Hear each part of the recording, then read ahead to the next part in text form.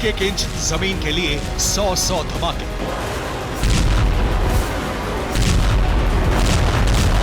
Inch inch जमीन के लिए हर वक्त कुर्बान होते सैनिक। जमीन जीतने और जमीन बचाने की जंग में हर वक्त बह रहा खून।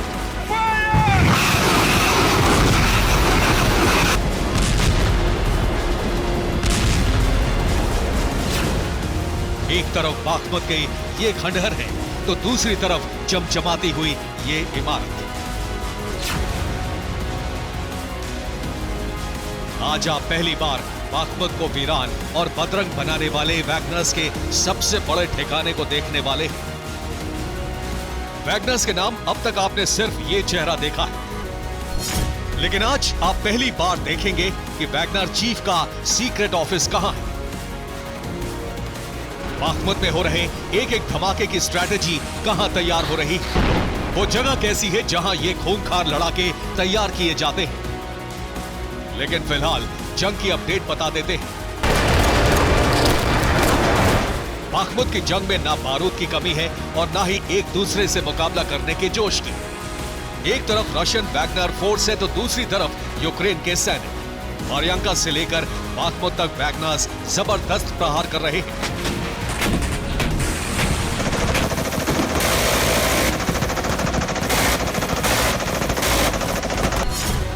बागमत के किनारे 30 जगहों पर रूस ने हमला किया। यूक्रेन की सेना बागमत के बाहरी इलाकों में अटैक कर रही है। बागमत में जमीन बचाने के लिए यूक्रेन की सेना का संघर्ष जारी है। ये बागमत की लेटेस्ट तस्वीर है। यूक्रेन की आर्मी टैंक से बाहरी इलाकों में हमला कर रही है। बागमत के 97% हिस्से पर रूस का कब्जा हो चुका है। ऐसे में जंग अब सिर्फ बाहरी इलाकों में सिमट कर रह गई है।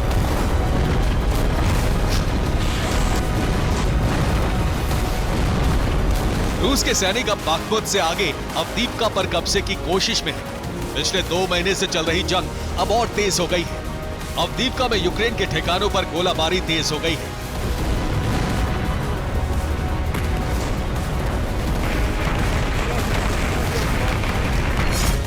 रूस ने खेरसोन को फिर निशाना बनाया है। खेरसोन में आधी रात के बाद कई धमाके सुने गए। सुमी और चेरनिहिव इलाके में भी एयर अलर्ट जारी किया गया। बागमत में जीत के बाद वैगनर ग्रुप का हौसला हाई है और यही वजह है कि अब बागमत के बाहरी इलाकों में हमला तेज कर दिया गया है। वैगनर लड़ाके बागमत के खंडहरों के बीच से प्रहार कर रहे हैं। अपनी क्रूरता के लिए बदनाम इन वैगनर लड़ाकों का सबसे बड़ा ठिकाना रूस का सेंट पीटर्सबर्ग है। इस वक्त रूस में सेंट पीटर्सबर्ग में पहुंचे हुए हैं और यहाँ पर हम आपको वैगनर ग्रुप का ये हेडक्वार्टर दिखा रहे हैं। देखिए कितनी शानदार भव्य इमारत है। इसे देखकर तो आपको ऐसा ही लगता है कि जैसे आप सिलिकॉन वैली में कोई बड़ी सी IT कंपनी में पहुंचे हैं। और उसी तरह के भव्य इमारत के बीच में आप देखिए लगातार वैगनर ग्रुप के बारे में, वैगनर ग्रुप का नाम और उसका जो सिंबल है W, और वो सब कुछ यहाँ पर लिखा हुआ है। आज आप पहली बार टीवी पर वैगनर फोर्स का मुख्यालय देखेंगे।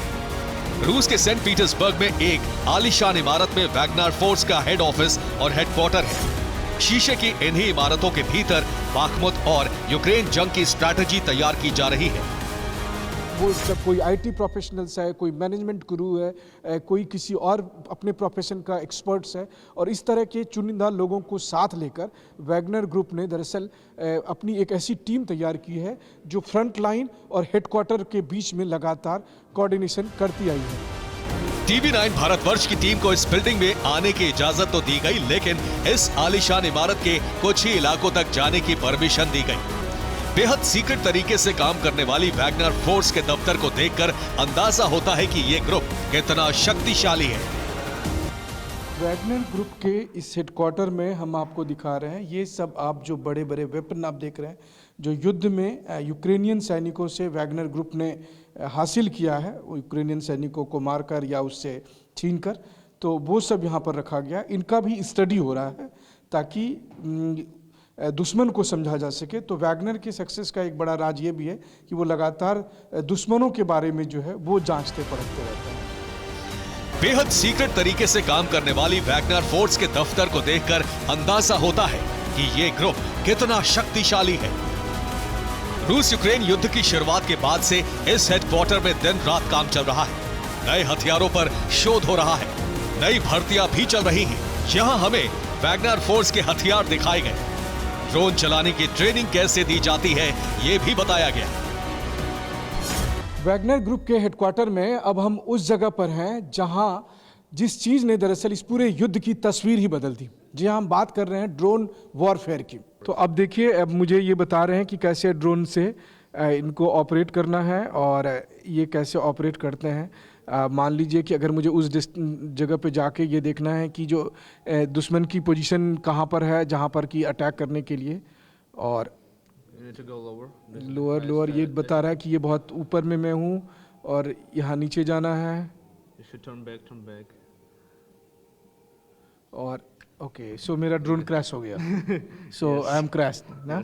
ओह, ये दरअसल ड्रोन स्टिमुलेटर है और जिसके जरिए यहाँ पर ड्रोन को ऑपरेट करने की ट्रेनिंग दी जाती है। जंगल और खंडहर में नजर आने वाला वैगनर फोर्स का ये आलीशान हेडक्वार्टर देखकर हैरानी होती है, लेकिन 24 मंजिला इमारत देखकर ये अंदाजा जरूर हो जाता है कि पुतिन ने इस फोर्स को कितनी अहमियत और सुविधाएं दी हैं। और यही वजह है कि ये फोर्स रूस को युद्ध में कई कामयाबी दिला चुकी है। मनीष झा के साथ ब्यूरो रिपोर्ट, TV9 भारत।